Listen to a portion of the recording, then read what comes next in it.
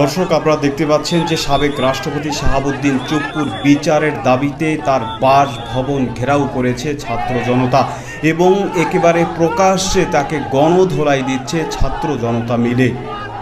পদত্যাগপত্র জমা দেওয়ার পর থেকে বঙ্গভবনে হামলা সাংবাদিক সহ আহত হয়েছে সদ্যবিদায়ী রাষ্ট্রপতি মোহাম্মদ শাহাবুদ্দিন। এ সময় দৈনিক কালের কণ্ঠের জেলা প্রতিনিধি ও স্থানীয় এক সাংবাদিক সহ আহত হয় 10 থেকে 15 জন।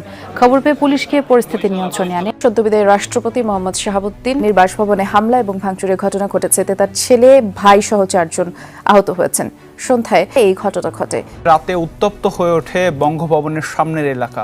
আন্দোলনকারীদের ছত্রভঙ্গ করতে সাউন্ড গ্রেনেড ছোড়ে পুলিশ।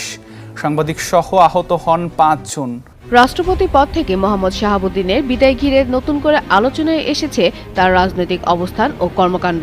এরই মধ্যে তার বিরুদ্ধে ওঠা একটি অভিযোগ সবচেয়ে বেশি আলোচনায় এসেছে যে অসুস্থতার কারণে বিদেশে সফরের কথা বলা হলেও পলাতক সাবেক প্রধানমন্ত্রী শেখ হাসিনার সঙ্গে নিয়মিত যোগাযোগ করতেন তিনি, আর এটি সরকারের আস্থায় বড় ধরনের প্রভাব ফেলেছিল। অবৈধভাবে ব্যাংক দখলের অংশীদার ছিলেন সাবেক রাষ্ট্রপতি শাহাবুদ্দিন চুপ্পু। ভুয়া একটি কোম্পানির নাম দেখিয়ে এস আলমের সাথে ব্যাংক দখলের অংশীদার ছিলেন সাবেক রাষ্ট্রপতি চুপ্পু। তিনি আওয়ামী লীগের রাষ্ট্রপতি। ভোট ডাকাতি করে এই ভোট ডাকাত রাষ্ট্রপতিকে বঙ্গভবনে বসিয়ে দিয়েছে। 1 নম্বর অপরাধী তিনি, ভোট ডাকাত রাষ্ট্রপতি। 24-এর গণ অভ্যুত্থানে যতগুলো খুন হয়েছে, শহীদ হয়েছে, সবগুলো রাষ্ট্রপতির নির্দেশে হয়েছে। দর্শক, আওয়ামী লীগের এবং শেখ হাসিনার শেষ ভরসা কিন্তু ছিল এই রাষ্ট্রপতি শাহাবুদ্দিন চুপ্পু, কিন্তু সেটাও কিন্তু ব্যর্থ হয়েছেন আওয়ামী লীগ। কারণ রাষ্ট্রপতি শাহাবুদ্দিন চুপ্পু যে শেখ হাসিনার সাথে যে জড়িত আছে এবং আওয়ামী লীগের সাথে যে এখনো পর্যন্ত জড়িত আছে, সেটা কিন্তু বিএনপির সরকার স্পষ্টভাবে বুঝে গেছেন। এবং শেখ হাসিনা যে রাষ্ট্রপতি শাহাবুদ্দিন চুপ্পুর সাথে যে যুক্ত আছেন এবং সেটা কিন্তু বিএনপি সরকার স্পষ্টভাবে পরিষ্কারভাবে বুঝে গেছে। তার কারণে কিন্তু রাষ্ট্রপতি শাহাবুদ্দিন চুপ্পুকে বাধ্যতামূলক তাকে দিয়ে পদত্যাগ করিয়েছে এবং রাষ্ট্রপতি শাহাবুদ্দিন চুপ্পুকে রাষ্ট্র দায়িত্ব থেকে কিন্তু সরে গিয়েছে। কারণ রাষ্ট্রপতি শাহাবুদ্দিন চুপ্পু যে অসুস্থর কথা বলে দেশের বাইরে যেত, সেটা কিন্তু দেশের বাইরে যেত না, তিনি কিন্তু গোপনে আওয়ামী লীগের সাথে বৈঠক করত এবং শেখ হাসিনার সাথে যে যুক্তি করে বৈঠক করত এবং শেখ হাসিনার সাথে তিনি সরাসরি কথা বলতো এবং সেটা কিন্তু বাংলাদেশে এসে শেখ হাসিনার মতন করে তিনি কাজ করত এবং শেখ হাসিনার হয়ে, জয় বাংলার হয়ে তিনি কাজ করেছিল। এবং যখনই রাষ্ট্রপতি শাহাবুদ্দিন চুপ্পুর সব অপকর্মকাণ্ড প্রকাশ্যে চলে এসেছে এবং প্রধানমন্ত্রী তারেক রহমানও বুঝে গিয়েছে, তখনই কিন্তু রাষ্ট্রপতি শাহাবুদ্দিন চুপ্পুকে ক্ষমতার থেকে চিরদিনের জন্য সরিয়ে দিয়েছে এবং পদত্যাগ করার জন্য বাধ্য করেছে।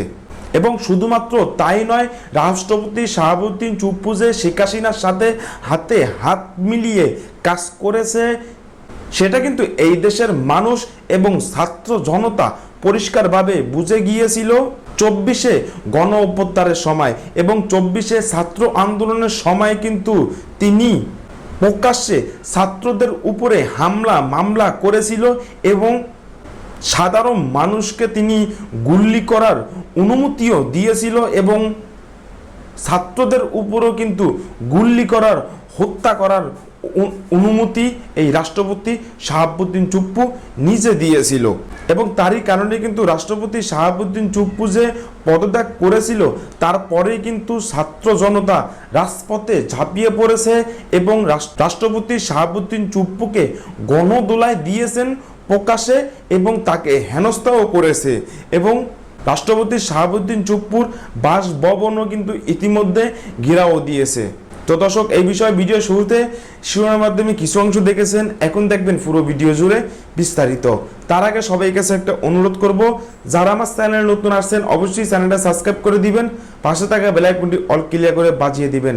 তো দর্শক, চলেন আমরা দেখে আসি এই যে রাষ্ট্রপতি শাহাবুদ্দিন চুপ্পু পদত্যাগের পরে সাধারণ জনগণ এবং ছাত্র জনতা রাজপথে ঝাঁপিয়ে পড়েছে এবং রাষ্ট্রপতি শাহাবুদ্দিন চুপ্পুর বাসভবন ঘিরাও দিয়েছে। রাষ্ট্রপতি শাহাবুদ্দিন চুপ্পুকে প্রকাশ্যে যে গণধোলাই দিয়েছেন সেটা আমরা দেখব। চলুন তার আগে একটু দেখে আসি রাষ্ট্রপতি শাহাবুদ্দিন চুপ্পুর পদত্যাগের পরে তার সকল অপকর্মকাণ্ড কিন্তু ফাঁস করে দিয়েছেন এবং চালচন্নভাবে কিছু তথ্য বেরিয়ে এসেছে, সেটা আমরা দেখে পরবর্তী বিষয়টি দেখব। সবাই ধৈর্য ধরে একটি লাইক দিয়ে সম্পূর্ণ ভিডিওটা দেখতে থাকুন এবং আপনার মতামত অবশ্যই কমেন্ট বক্সে লিখতে থাকুন। রাষ্ট্রপতি জনাব মোহাম্মদ শাহাবুদ্দিন তিনি স্বাস্থ্যগত কারণে পদত্যাগ করেছেন এবং বাংলাদেশ জাতীয় সংসদের স্পিকার হিসাবে পদত্যাগপত্র আমি গ্রহণ করেছি। তাসের ঘরের মতো গুড়িয়ে গেল শেখ হাসিনার শেষ দুর্গ। বঙ্গভবনের সুরক্ষিত দেয়ালে আঘাত হেনেছে প্রলয়ঙ্কারী রাজনৈতিক ভূমিকম্প। ভারতে বসে থাকা ক্ষমতাচ্যুত শেখ হাসিনা হয়তো স্বপ্নেও ভাবেননি রাষ্ট্রের সর্বোচ্চ মসনদে থাকা তার অন্ধ অনুগত শেষ মিত্রটিকেও এভাবে অপদস্থ হয়ে বিদায় নিতে হবে। শুক্রবার আচমকায় রাষ্ট্রপতি মোহাম্মদ শাহাবুদ্দিন চুপ্পুর ইস্তফায় রাজনৈতিক অঙ্গনে তোলপাড়। সরকারি নথিতে বলা হচ্ছে তিনি অটোনমিক নিউরোপ্যাথি নামক জটিল স্নায়বিক রোগে ঘন ঘন জ্ঞান হারাচ্ছেন। কিন্তু ক্ষমতার করিডরের খবর যারা রাখেন তারা জানেন এই অসুস্থতার গল্প ডাহা মিথ্যা। এটি নিখত রাজনৈতিক আবরণ মাত্র। আসল সত্য হলো পর্দার আড়ালে চলা ভয়ঙ্কর বল প্রয়োগ আর আল্টিমেটামের মুখেই মাথা নত করেছেন চুপ্পু। জুলাই আগস্টের পর ছাত্র আন্দোলন ও জামায়াতে ইসলামী দিনের পর দিন পদত্যাগের দাবি তুললেও প্রশাসন কানে তোলেনি। তাহলে হঠাৎ রাতের অন্ধকারে কি মহাভারত অশুদ্ধ হলো যে সরকার নিজ থেকেই তাকে ঘাড় ধাক্কা দিয়ে বের করলো? এর পেছনে লুকিয়ে আছে ক্ষমতার পালা বদলের এক রোমহর্ষক মাস্টার প্ল্যান। রয়টার্স ও একাধিক গোপন সূত্রের তথ্য মতে আন্তর্জাতিক অপরাধ ট্রাইব্যুনালের পরোয়ানা মাথায় নিয়েই আগামী ডিসেম্বরে দেশে ফিরে এক অভাবনীয় রাজনৈতিক চাল চালার ছক করছিলেন শেখ হাসিনা। আত্মসমর্পণের নাটক সাজিয়ে রাজনীতিতে ফেরার এই ভয়ঙ্কর নীল নকশার খবর শীর্ষ মহলে পৌঁছাতেই শুরু হয় কাউন্টার অ্যাটাক। সরকার ও রাজনীতির প্রভাবশালী শক্তি বিএনপি জানে চুপ্পু পদে থাকা মানেই বঙ্গভবনে হাসিনার একজন সজাগ পাহারাদার বসে থাকা। সাংবিধানিক পেঁচ কষে পরিস্থিতি উল্টে দেওয়ার আত্মঘাতী ঝুঁকি নিতে রাজি ছিল না প্রশাসন। তাই হাসিনা পা রাখার আগেই সব কাঁটা উপড়ে ফেলার মিশনে সোজা বার্তা পাঠানো হয় বঙ্গভবনে। চরমপত্র পেয়েই চুপ্পু বোঝেন পালানোর পথ নেই। অসুস্থতার মিথ্যা অজুহাতে নীরবে রাজকীয় চেয়ার ছাড়তে বাধ্য হন বিনা প্রতিদ্বন্দ্বিতায় মসনদে বসা এই ব্যক্তি। এর মাধ্যমে হাসিনার প্রাতিষ্ঠানিক সহায়তায় শেষ খুঁটিটিও সমূলে উৎপাটন করে প্রশাসনকে পুরোপুরি হাসিনা মুক্ত করা হলো। চুপ্পুর এই অভাবনীয় পতনের পর রাষ্ট্রের অভিভাবক শূন্য হতেই দৃশ্যপটে আসে আরেক চরম নাটকীয়তা। সংবিধানের ৫৪ অনুচ্ছেদ অনুযায়ী রাষ্ট্রপতির অবর্তমানে জাতীয় সংসদের স্পিকারই ধরবেন রাষ্ট্রের হাল। স্পিকার হাফিজউদ্দিন আহমেদ তখন চিকিৎসার জন্য ব্যাংককে ছিলেন। ২৬ জুলাই দেশে ফেরার কথা থাকলেও বঙ্গভবনের এই ভূমিকম্পের কারণে তাকে নির্ধারিত সময়ের দুদিন আগেই তড়িঘড়ি করে ঢাকায় উড়িয়ে আনা হয়। প্লেন থেকে নেমে সোজা ক্ষমতার কেন্দ্রবিন্দুতে তিনি। চুপ্পুর পদত্যাগপত্র গ্রহণের সাথে সাথে স্পিকার হাফিজউদ্দিন এক নিমিষেই পরিণত হন বাংলাদেশের ভারপ্রাপ্ত রাষ্ট্রপতিতে। নতুন কেউ নির্বাচিত না হওয়া পর্যন্ত এখন তিনি ১৮ কোটি মানুষের রাষ্ট্রের একচ্ছত্র অধিপতি। স্পিকার থেকে সোজা সর্বোচ্চ অভিভাবক হয়ে যাওয়ার এই ঘটনা বাংলাদেশের ইতিহাসে এক নতুন অধ্যায়ের জন্ম দিয়েছে।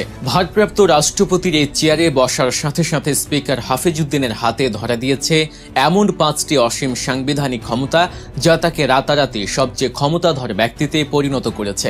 এর যে কোনো একটির প্রয়োগ দেশের চিত্র ১ সেকেন্ডে পাল্টে দিতে পারে। প্রথম মহাক্ষমতাটি হল দেশের সশস্ত্র বাহিনীর নিরঙ্কুশ নিয়ন্ত্রণ। সংবিধানের ৬১ দশক রাষ্ট্রপতি শাহাবুদ্দিন চুপ্পু যে জয় বাংলার লোক সেটা কিন্তু এই দেশের মানুষ স্বাভাবিক যোগাযোগ মাধ্যমে এবং এই ভিডিও সারা দেশে ভাইরাল হয়ে গিয়েছিল এবং রাষ্ট্রপতি শাহাবুদ্দিন চুপ্পু যে জয় বাংলার লোক এবং শেখ হাসিনার লোক এবং আওয়ামী লীগের হয়ে দালালি এখনো পর্যন্ত করতেছে সেটা কিন্তু এই দেশের মানুষ পরিষ্কারভাবে বুঝে গিয়েছে এবং তারই কারণেই কিন্তু রাষ্ট্রপতি শাহাবুদ্দিন চুপ্পুকে ক্ষমতাশালী দল বিএনপি এবং প্রধানমন্ত্রী তারেক রহমান তাকে রাষ্ট্রপতির থেকে সরিয়ে দিয়েছে এবং চিরদিনের জন্য তাকে একেবারের জন্য সরিয়ে দিয়েছে। তার কারণে কিন্তু রাষ্ট্রপতি শাহাবুদ্দিন চুপ্পু বাধ্যতামূলক পদত্যাগ করেছে এবং রাষ্ট্রপতি শাহাবুদ্দিন চুপ্পু পদত্যাগ করার পরেই কিন্তু সব অপকর্মকাণ্ড তার ফাঁস হয়ে গিয়েছে এবং রাষ্ট্রপতি শাহাবুদ্দিন চুপ্পু যে জয় বাংলার লোক সেটা কিন্তু এই দেশের মানুষ পরিষ্কারভাবে বুঝে গেছে।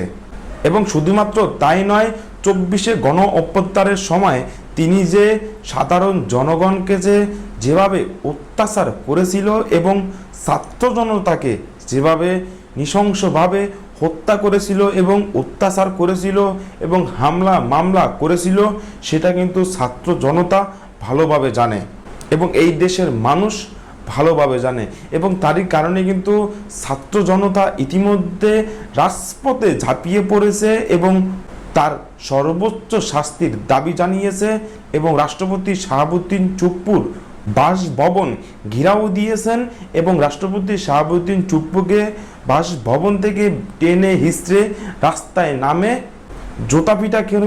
জোতাপিটা করেছেন এবং তাকে গণধোলাই দিয়েছেন এবং প্রকাশ্যে তাকে হেনস্থা করেছেন ছাত্র জনতা। এবং রাষ্ট্রপতি শাহাবুদ্দিন চুপ্পু যে অসুস্থর কথা বলে দেশের বাইরে যেত এবং বিদেশে যাওয়ার কথা বলতো, সেটা কিন্তু বিদেশে যেত না, তিনি ভারতে যেত। ভারতে যে শেখ হাসিনার সাথে গোপনে বৈঠক করত এবং আওয়ামী লীগের অনেক নেতাকর্মীর সাথে তিনি গোপনে বৈঠক করত এবং রাষ্ট্রপতি শাহাবুদ্দিন চুপ্পু তাদের কথা মতনই কিন্তু উঠা বসা করত এবং শেখ হাসিনার হয়ে এই দেশে তিনি কাজ করত। এবং এই বিষয়গুলো যখনই বিএনপি জানতে পেরেছেন এবং বিএনপির সরকার তারেক রহমান জানতে পারছে, তখনই কিন্তু তাকে রাষ্ট্রপতির থেকে সরাবার জন্য তিনি অনেক ধরনের চেষ্টা করেছেন এবং সেই চেষ্টাই তিনি সফল হয়েছে এবং রাষ্ট্রপতি শাহাবুদ্দিন চুপ্পু বাধ্যতামূলক রাষ্ট্রপতির থেকে একেবারের জন্য সরে গিয়েছেন এবং তিনি পদত্যাগ করেছে। কারণ রাষ্ট্রপতি শাহাবুদ্দিন চুপ্পু যে ক্ষমতায় বসেছিল তার কোনো অধিকার নাই সেই ক্ষমতায় থাকার, কারণ তিনি তো জয় বাংলার লোক, সেটা এই দেশের মানুষ কিন্তু ভালোভাবে জানে এবং স্বাভাবিক আলোচনা সমালোচনার মুখে তিনি অনেকবারও কিন্তু পড়েছিলেন এবং এই দেশের মানুষও কিন্তু ভালোভাবে জেনে গেছে। তো দর্শক, আজকে এ পর্যন্ত রইল, পরবর্তী ভিডিও নিয়ে আবারও আসবো আপনাদের সামনে। সবাই ভালো থাকবেন, সুস্থ থাকবেন, সবাইকে আল্লাহ হাফেজ।